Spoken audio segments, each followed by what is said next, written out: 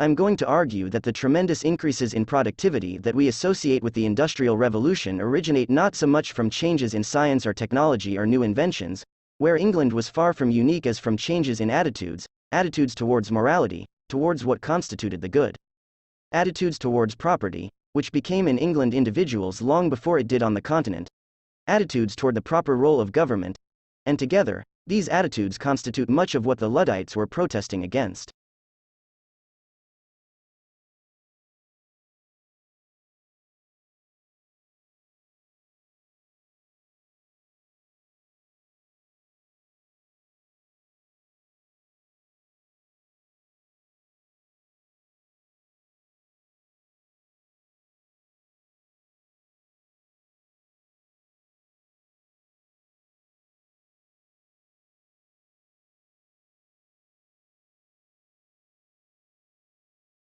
For the first time, Japanese researchers have conducted a real-life experiment that shows how some traffic jams appear for no apparent reason. They placed the 22 vehicles on a single track, and asked the drivers to cruise around at a constant speed of 30 kilometers an hour. At first, traffic moves smoothly, but soon, the distance between cars started to vary and vehicles clumped together at one point on the track, but the jam spread backward around the track, like a shockwave at a rate of about 20 kilometers an hour. Real-life jams move backward at about the same speed.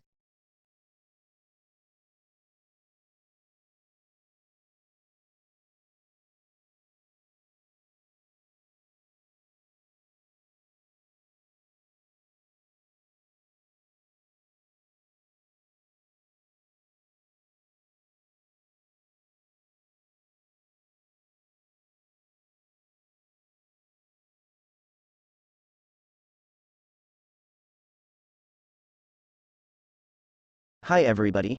This weekend, we'll dedicate the newest American icon on our national mall, the National Museum of African American History and Culture. It's a beautiful building, 5 stories high and some 70 feet below the ground, situated just across the street from the Washington Monument. And this museum tells a story of America that hasn't always taken a front seat in our national narrative. As a people, we've rightfully passed on the tales of the giants who built this country. But too often, willful or not, we've chosen to gloss over or ignore entirely the experience of millions upon millions of others. But this museum chooses to tell a fuller story. It doesn't gauze up some bygone era or avoid uncomfortable truths. Rather, it embraces the patriotic recognition that America is a constant work in progress, that each successive generation can look upon our imperfections and decide that it is within our collective power to align this nation with the high ideals of our founding.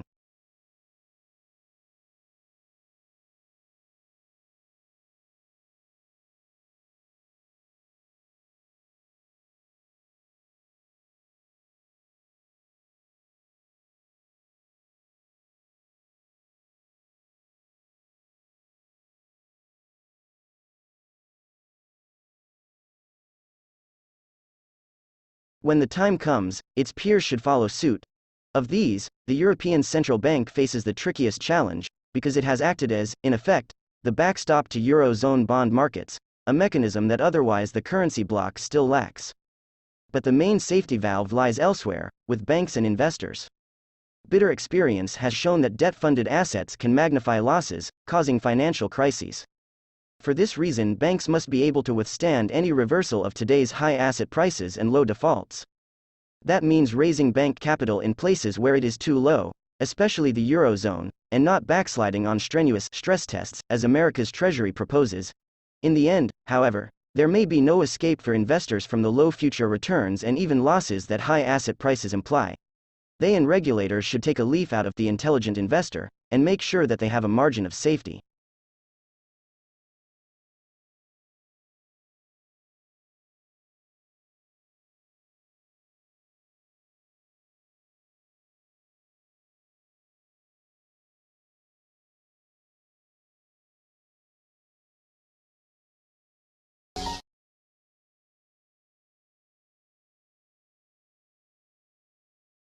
It is about 100 years since that great Canadian-born physician Sir William Osler, Regius Professor of Medicine in Oxford, complained about the increasing influence of the pharmaceutical industry on the medical profession. He would be turning in his grave at the way the industry now dominates doctors' prescribing habits. It does this not only by direct and indirect pressure on the doctors themselves, but also by encouraging the public to ask for scripts.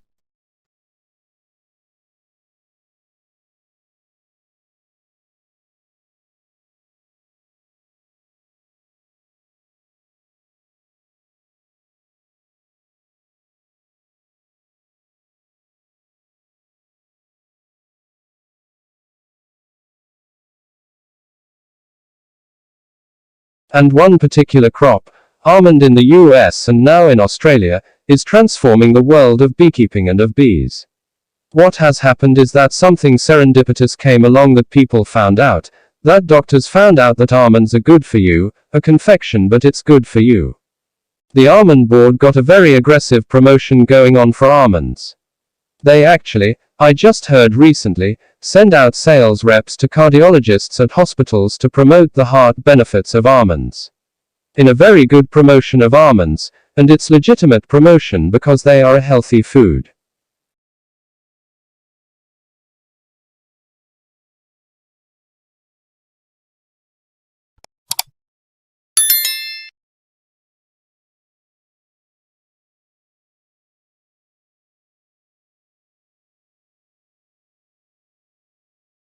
Well, I'm absolutely delighted first of all to have been appointed to this professorship.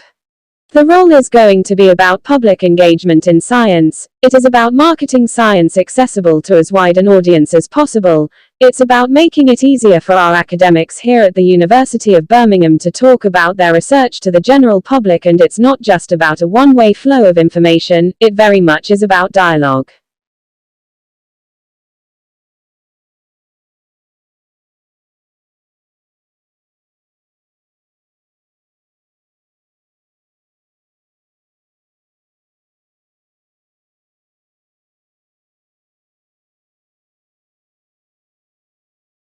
My current research at the moment is really quite broad. I work at the interface between the arts and humanities, particularly archaeology, but trying to find questions which are difficult to answer unless you start integrating computing and visualization, so really I work in this boundary between trying to understand cultural questions about the past. But those sorts of questions that you can't address unless you start reconstructing, start modeling and visualizing past landscapes, objects and movement of people.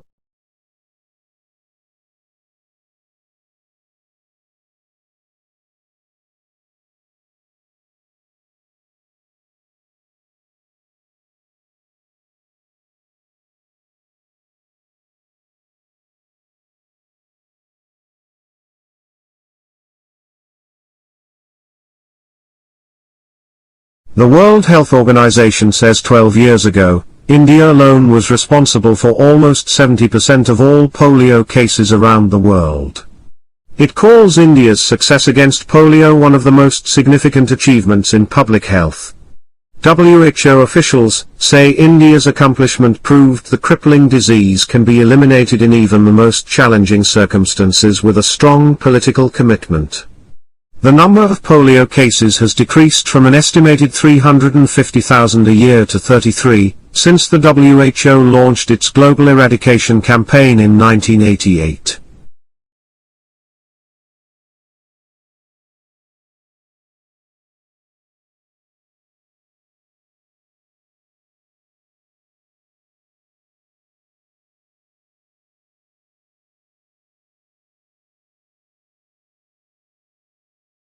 This waited Monday for the results of an election called a return to democratic rule, but which has been widely criticized as an exercise designed by Prime Minister Prayut Chan-o-cha to entrench his military's stranglehold on power. Preliminary official results released late Sunday showed that with 93% of ballots counted, the military-backed Phalang Pracharat party was in the lead with about 7.6 million votes. That's short of what would be needed for a majority in parliament. In second place was the Pheu Thai party of former Prime Minister Vanessa with 7.1 million votes. The campaign was marred by allegations of vote buying. However, complaints were few on polling day, with election observers from Australia, Canada, the United States and the 10 members of the Association of Southeast Asian Nations on hand.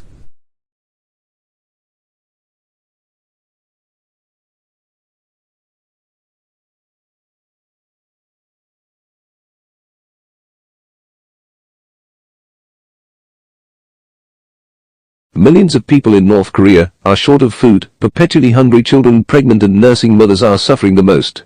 The World Food Programme reports South Korea's landmark donation, the biggest in more than a decade, will help ease the nutritional crisis faced by 2 million of this particularly vulnerable group of people.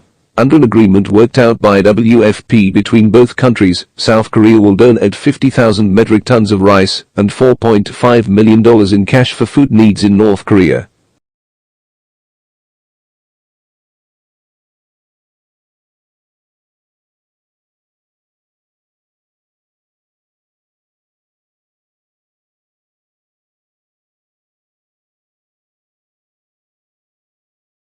All around the world, significant parts of our cultural heritage are threatened by pollution, neglect, carelessness and greed.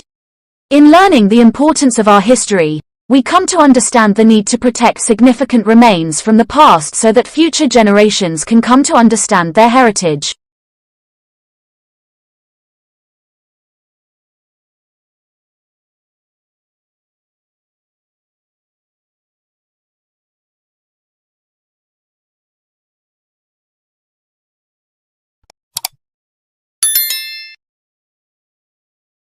Dogs are not just man's best friend. Previous studies have shown that kids with dogs are less likely to develop asthma. Now a new study may show how, if results from mice apply to us. The work was presented at a meeting of the American Society for Microbiology. The study tests what's called the hygiene hypothesis. The idea is that extreme cleanliness may actually promote disease later on. Researchers collected dust from homes that had a dog. They fed that house dust to mice. They then infected the mice with a common childhood infection called respiratory syncytial virus, or RSV.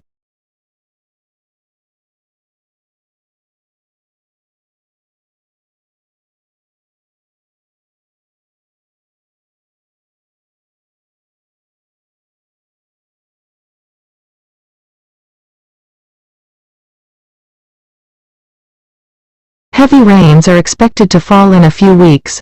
8 agencies are racing to shore up flimsy shelters and stabilize shaky terrain before the monsoon season begins. The UN Refugee Agency, UNHCR, says the work ahead is monumental, but preparations are off to a better start this year than last. 8 agencies last year had to deal with the massive influx of more than 740,000 Rohingya refugees fleeing violence and persecution in Myanmar. They arrived over a period of a few months, straining local resources and requiring vast amounts of humanitarian assistance.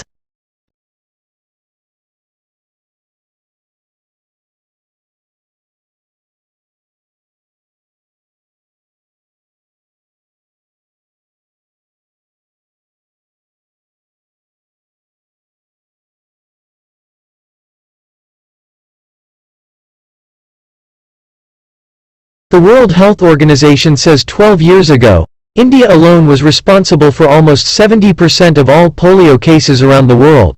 It calls India's success against polio one of the most significant achievements in public health. WHO officials say India's accomplishment proved the crippling disease can be eliminated in even the most challenging circumstances with a strong political commitment. The number of polio cases has decreased from an estimated 350,000 a year to 33. Since the WHO launched its global eradication campaign in 1988.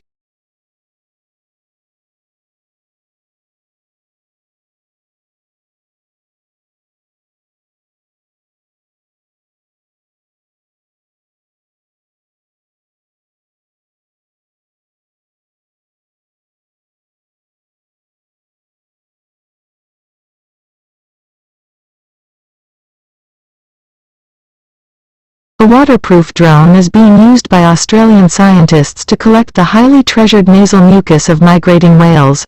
The snot is rich with fresh DNA, viruses and bacteria, and is collected by a drone that hovers over the blowholes of humpback whales as they embark on their epic annual journey along Australia's east coast. From Sydney, Phil Mercer reports, whales, like all mammals, need air, and come to the surface to breathe through a blowhole. Vanessa Parada, a marine biologist at Macquarie University, says that nasal mucus indicates the health of the whale.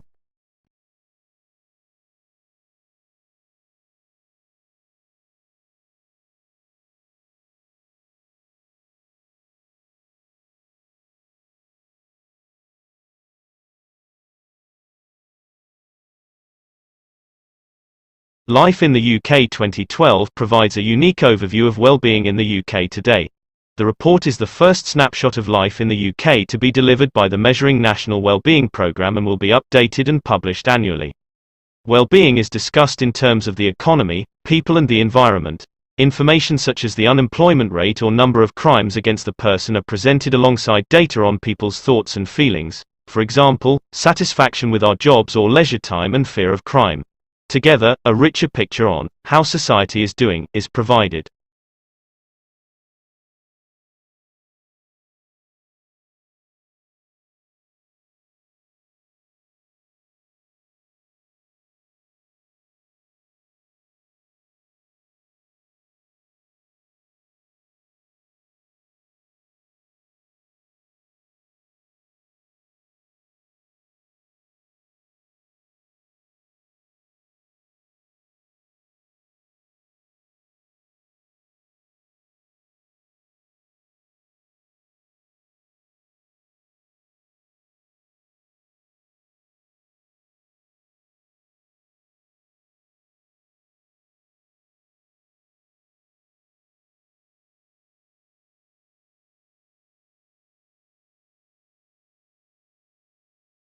President Trump has warned Turkey's President Erdogan that foreign interference is complicating the situation in Libya.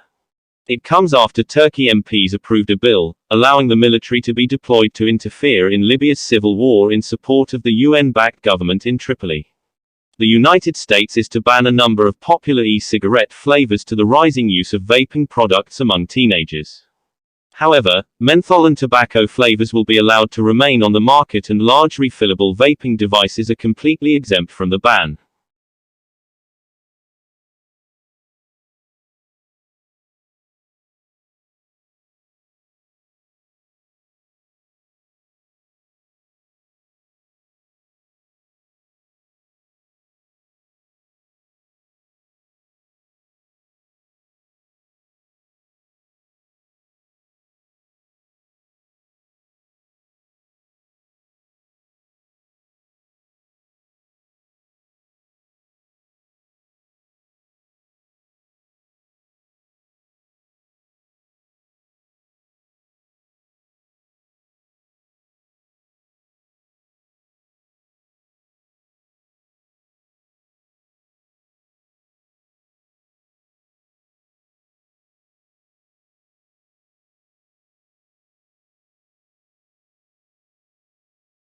The Democratic Republic of the Congo will hold an election in December, hopefully leading to a peaceful democratic transfer of power for the first time in the country's history. Sitting President Joseph Kabila came to power in 2001, having succeeded his father, Laurent Désiré Kabila, after his assassination. Joseph Kabila was elected as president in 2006 for a 5-year term, and re-elected in 2011. Though his second term ended in 2016 and the DRC constitution prevents him from seeking a third term, elections were not held and Kabila remained in power.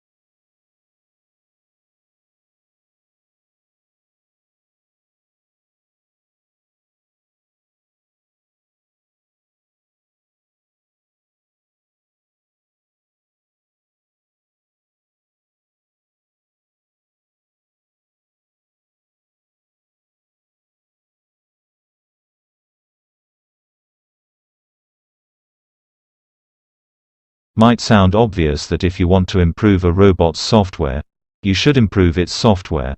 Agram Gupta of Stanford University, however, begs to differ. He thinks you can also improve a robot's software by improving its hardware. That is, by letting the hardware adapt itself to the software's capabilities. As they describe in Nature Communications, he and his colleagues have devised a way of testing this idea. In doing so, they have brought to robotics the principles of evolution by natural selection. They also cast the spotlight on an evolutionary idea that dates from the 1890s, but which has hitherto proved hard to demonstrate.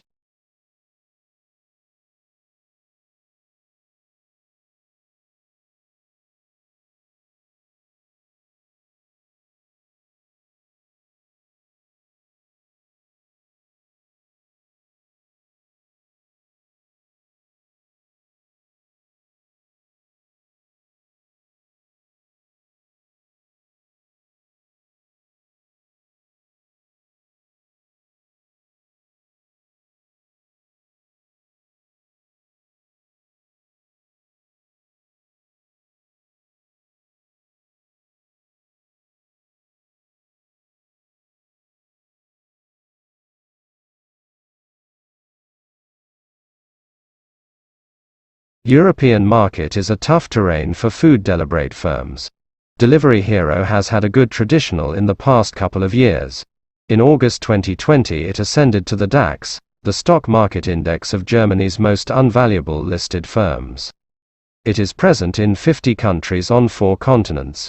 Revenue for the third quarter was €1.8 billion, $2 billion, a jump of 89% compared with the same period in 2020. We grew 100% before Corona, 100% during Corona, and we will grow 100% after Corona, says Niklas Ostberg, the Berlin-based firm's Swedish chief executive. By number of orders, Delivery Hero is more than twice as big as DoorDash, its large American rival.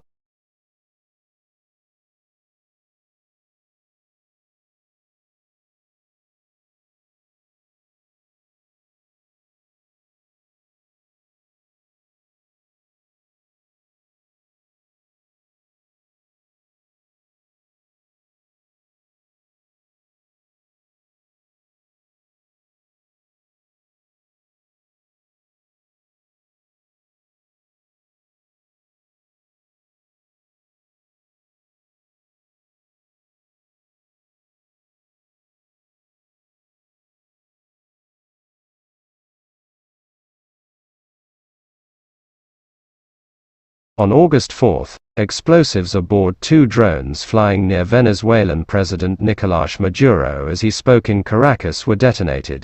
7 people were injured. Maduro has used the incident as a pretext to crack down on Venezuela's opposition by unleashing the regime's secret police. State Department spokesperson Heather Nauert said, "The United States condemns the political violence that occurred on August 4 and urges the Maduro regime to respect the rule of law, exercise restraint, and safeguard the presumption of innocence for all accused."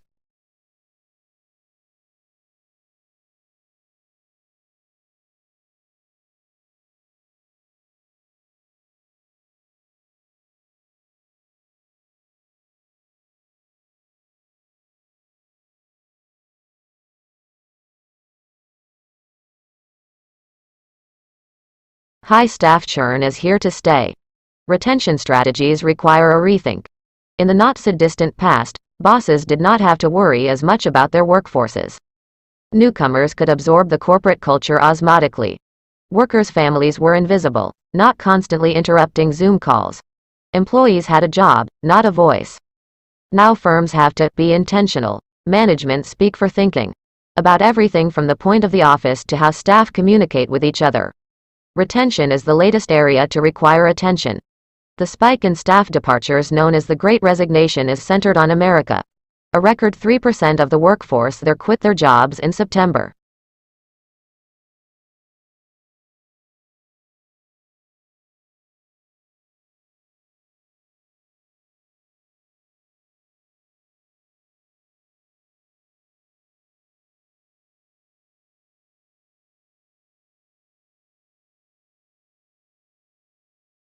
President Trump has reluctantly signed into law a congressional bill imposing sanctions on Russia over its policy in Ukraine and alleged meddling in last year's U.S. presidential election. Afterwards, he called the legislation seriously flawed, saying it encroached in his powers to negotiate foreign policy and hurt the interests of European allies. The company that provided the Venezuelan voting system for the controversial Constituent Assembly elections says the turnout figure was inflated by at least 1 million. The Speaker of the opposition-controlled National Assembly called on prosecutors to open a criminal investigation immediately.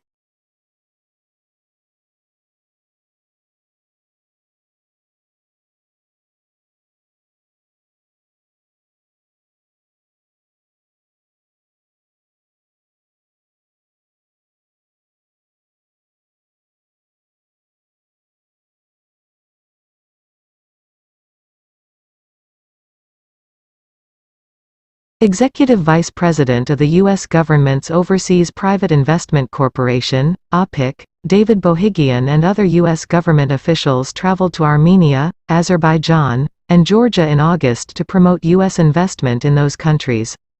OPIC is the U.S. government's development finance institution.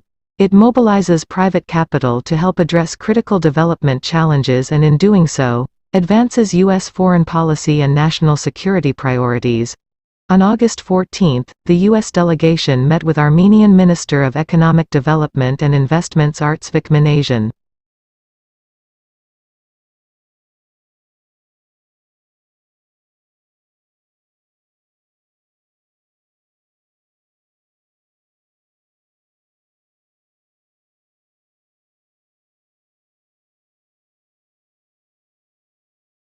Barred owls can be found in dense forests right across North America. They feed on small mammals, fish, birds and small reptiles, pretty much anything that comes their way. The barred owl grows up to half a meter tall and has emerged as a very adaptable nocturnal predator. Whereas they have been long thought to live in old-growth forests, they are now building up quite an urban population. In Charlotte, North Carolina, barred owls tend to nest in the cavities of the numerous willow oak trees that line the city's streets. Far from being endangered, the owls have expanded their range, and now, in some places, conservationists are worried about the effects they might have on other native species.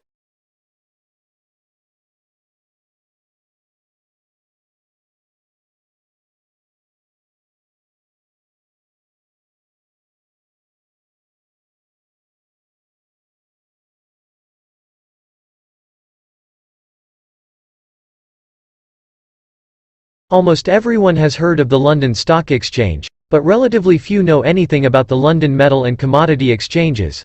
Yet these markets have a greater influence on world economies because they set global prices for some of the essential raw materials for industry and food manufacture.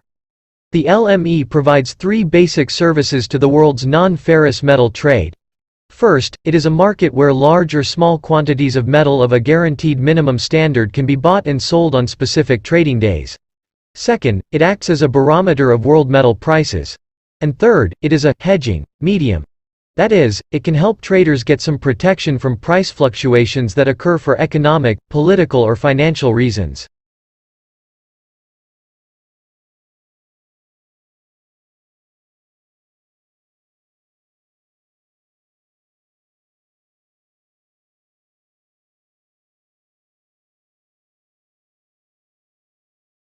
An important question about education is, then, why do some types of students achieve success easily and others struggle to do well?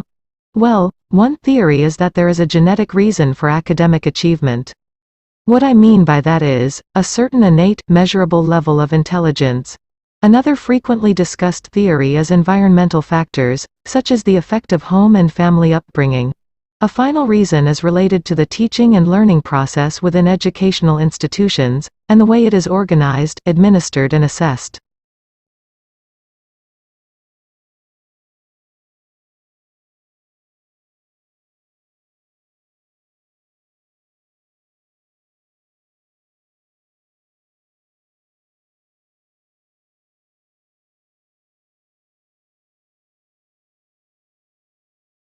I'd recommend that you all try to get hold of English in the Southern Hemisphere by Nallin and Watts, as this provides an excellent overview for the topics that we're going to be covering in this module. It's really our primary text. It has particularly strong sections on the history of English in Australia and New Zealand, examining in some depth how the language has developed in these countries. The sections on phonology and on vocabulary will be invaluable when you're doing the written assignment, which I'm going to be telling you about in a moment once I've given you the details of a couple of other essential references.